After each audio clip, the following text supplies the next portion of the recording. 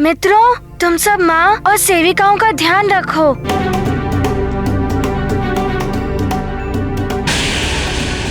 मैं और पिताश्री इन राक्षसों का ध्यान रखते हैं।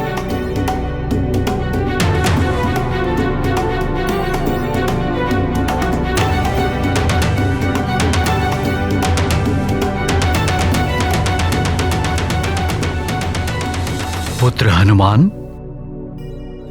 तुम्हें जो युद्ध शिक्षा दी थी उसके अभ्यास का समय आ गया है। आज पहली बार हम पिता पुत्र मिलकर व्यवहारिक अभ्यास का आनंद लेते हैं। हाँ पिताश्री, आज तो बड़ा ही आनंद आएगा।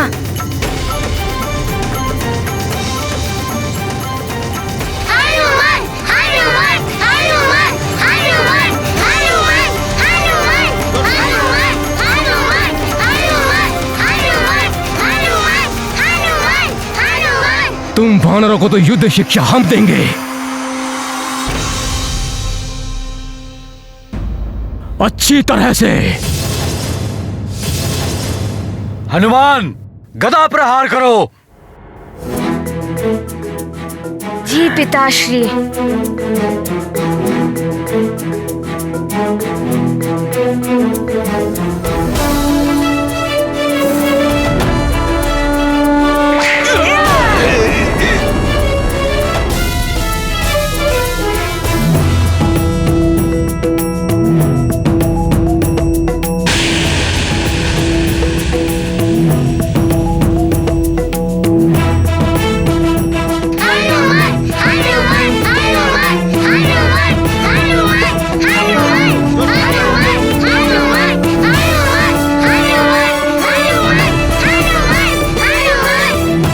बहुत अच्छे हनुमान।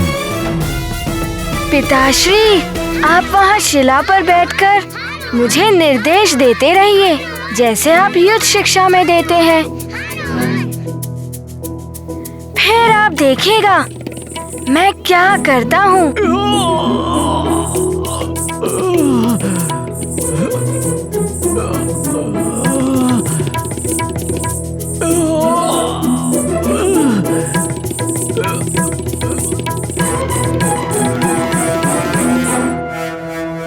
और अब गोला प्रहार। सखा!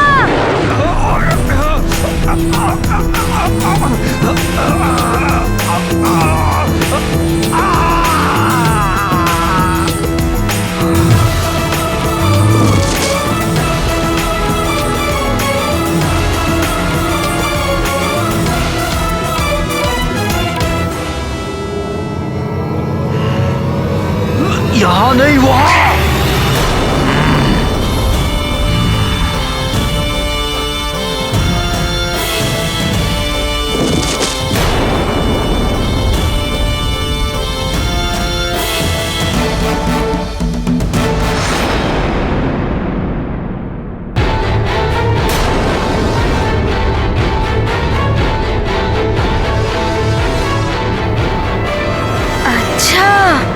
माँ की ओर। सखा!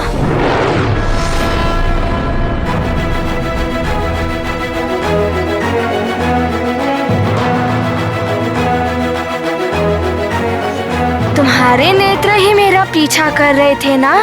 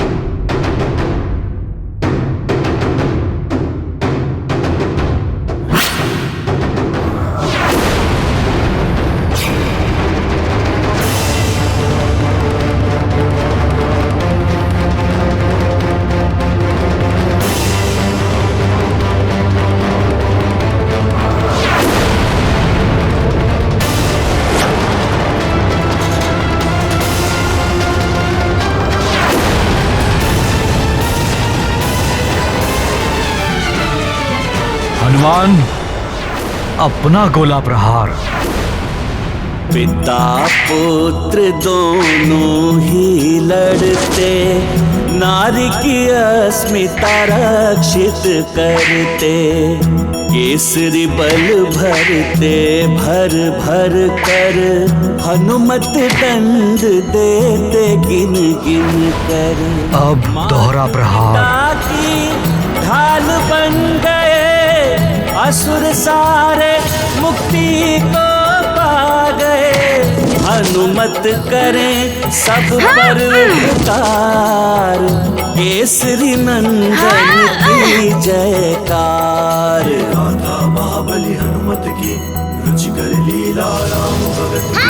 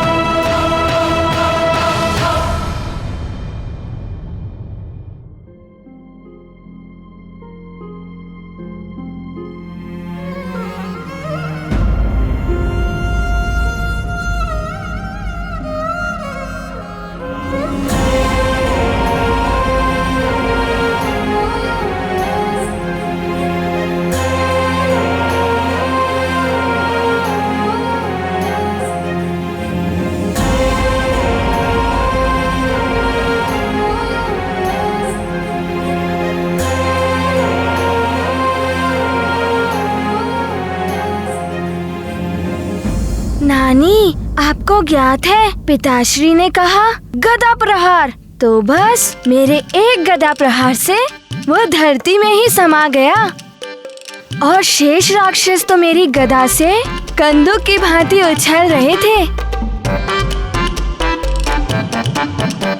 नानी, इतना आनंद आया कि पहले कभी भी नहीं आया।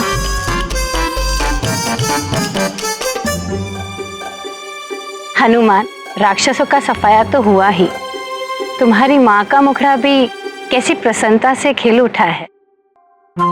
जब देखो तब दुखी दिखाई देती थी।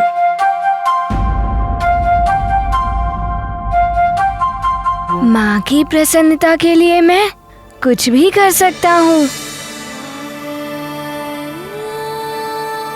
मेरी पुत्री बड़ी ही भाग्यवान है जो इसे हनुमान जैसा पुत्र और महाराज केसरी जैसा पति मिला। हे ईश्वर, इनका साथ कभी ना छूटे। इनके मुखड़े प्रसन्नता से यूं ही खिले रहे। नानी, मैं माँ की प्रसन्नता के लिए प्रतिदिन एक असुर का अंत कर सकता हूँ। उचित है ना माँ? बस आप ऐसे ही मुस्कुराते रहना।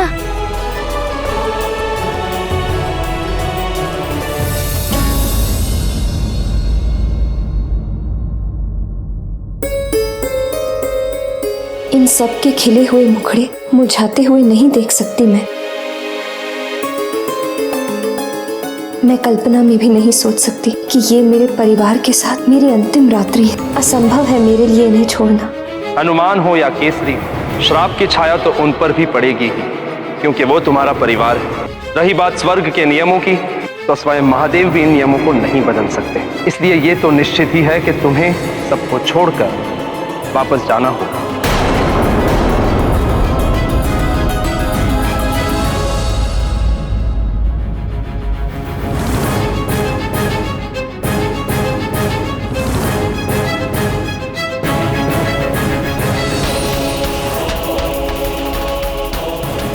महाराज,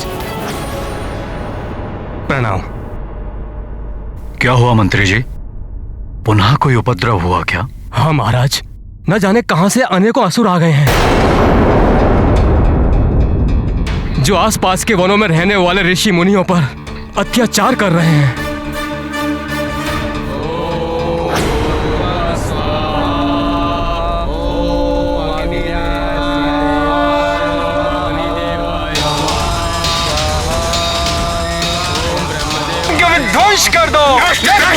सब कुछ। कोई यज्ञ नहीं करेगा, कोई भविष्य नहीं देगा देवताओं को। देखो, ये सब तुम अनुचित कर रहे हो, भगवान के कार्य में विघ्न डाल रहे हो। कान खोलकर सुन लो मूर्खों, यदि इंद्र और विष्णु के नाम पर यज्ञ किया तो नरभक्षियों के सामने फेंक दूंगा।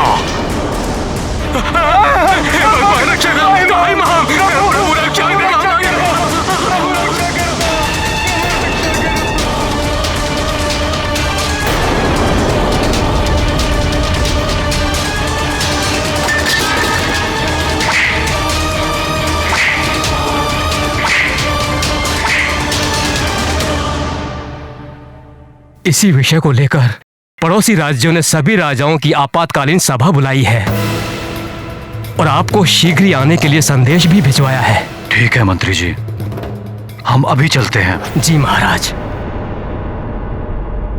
अंजना, तुम चिंता मत करो, मैं शीघ्र ही लौट आऊंगा। यदि असुरों का वध करना पड़ा तो एक दिन भी लग सकता है। तुम चिंता मत करो अंजना, मैं शीघ्र ही लौट आऊंगा।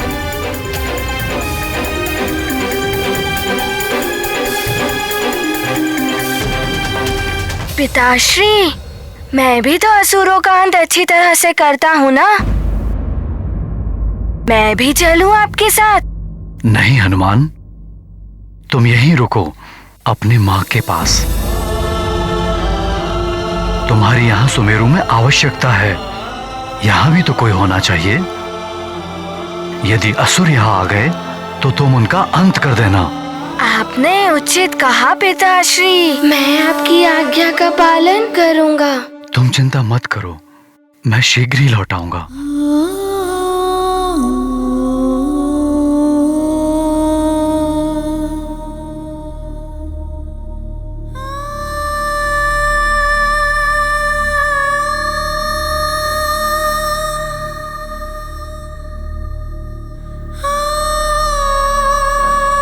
स्वामी, आज रात्रि आप ना जाएं तो।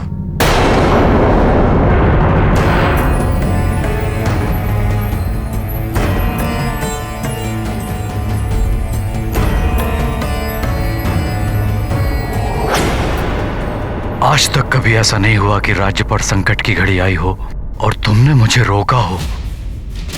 फिर आज क्या बात हो गई? कोई समस्या है क्या?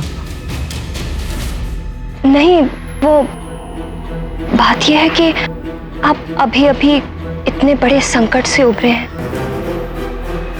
मैं चाहती थी आज रात्रि आप विश्राम कर लेते। अंजना, मैं तुम्हारी भावना समझ सकता हूं, किंतु मैं एक राजा हूं। राजा को शासक की भांति नहीं, सेवक की भांति अपनी प्रजा के लिए सदैव खड़े रहना चाहिए, कभी विश्राम नहीं करना चाहिए। सत्य है स्वामी, संकट काल में प्रजा को राजा का ही सहारा होता है। और मैं नहीं चाहती कि आपको किसी भी क्षण ऐसा लगे कि मेरे कारण आप किसी प्रकार के बंधन में हैं।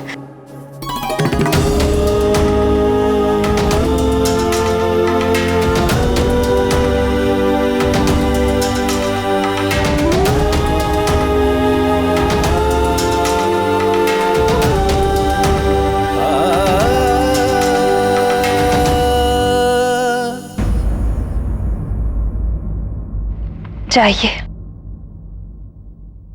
रक्षा कीजिए प्रजा की, ऋषि मुनियों की। अंजना, कुछ तो है जो तुम मुझे बताना चाहती हो। यदि कोई समस्या है तो हम साथ मिलकर उसका समाधान करेंगे, किंतु अभी मुझे शीघ्र ही निकलना होगा। कल मैं प्रातः लौटकर इस विषय पर तुमसे अवश्य बात करूंगा।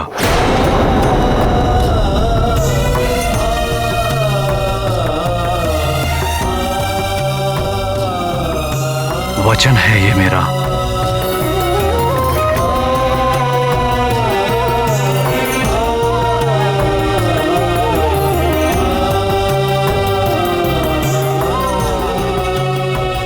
आपने तो वचन दे दिया स्वामी, किंतु आपके वचन को पूरा मैं कैसे कर पाऊंगी?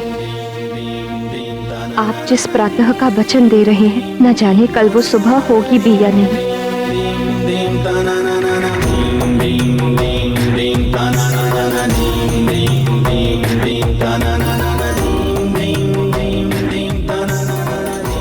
मैं शीघ्र ही लौटकर तुमसे इस विषय में अवश्य बात करूंगा। अपना और सबका ध्यान रखना, जैसे तुम सदैव रखती आई हो।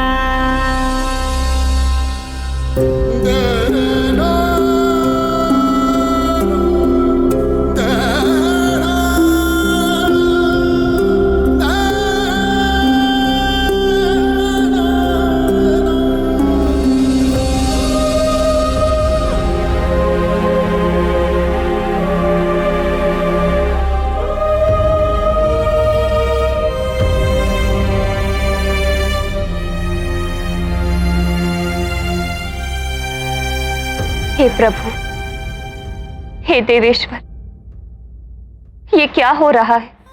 आज की अंतिम रात्रि पर भी मेरे स्वामी मेरे साथ नहीं है।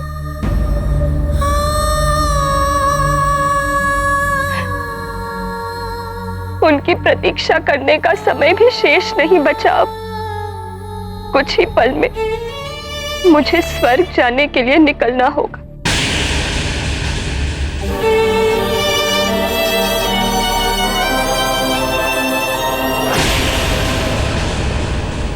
बल बल बल बल, ये तो महत्वपूर्ण समाचार है। इसी क्षण की तो प्रतीक्षा थी मुझे।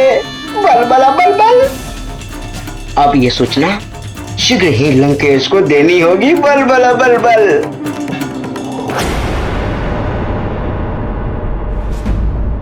हे प्रभु, किस मोड़ पर लाकर खड़ा कर दिया है मेरे भाग्य ने मुझे। अभी अभी तो मेरे परिवार में सुख के दिन लौटे,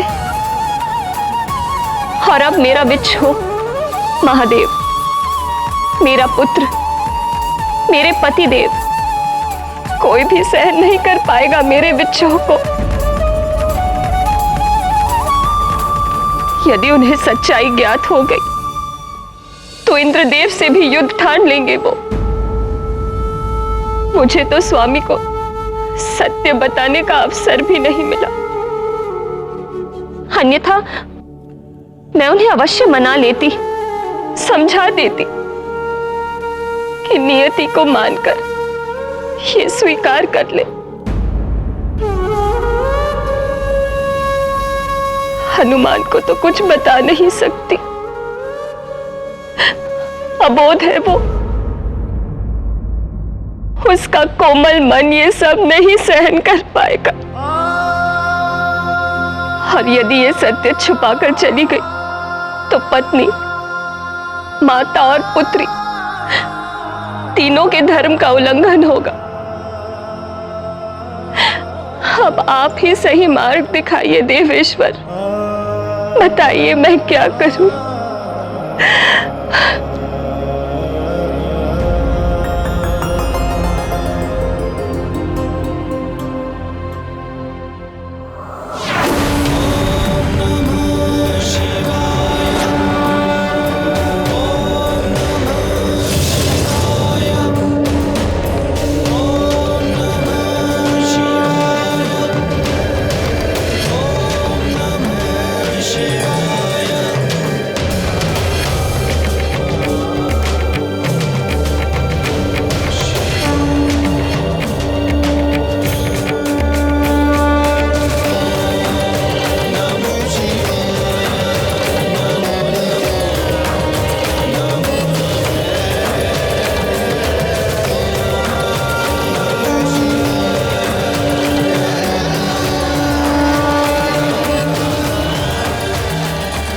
मैं समझ गई माधव कि आप मुझे कौन सा मार्ग दिखाना चाहते हैं।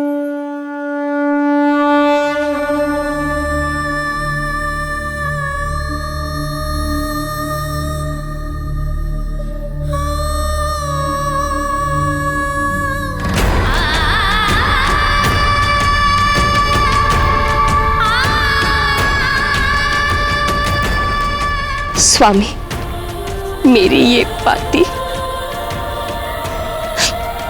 मेरा अंतिम प्रणाम है आपको। नियति के सामने मैं विवश हूं।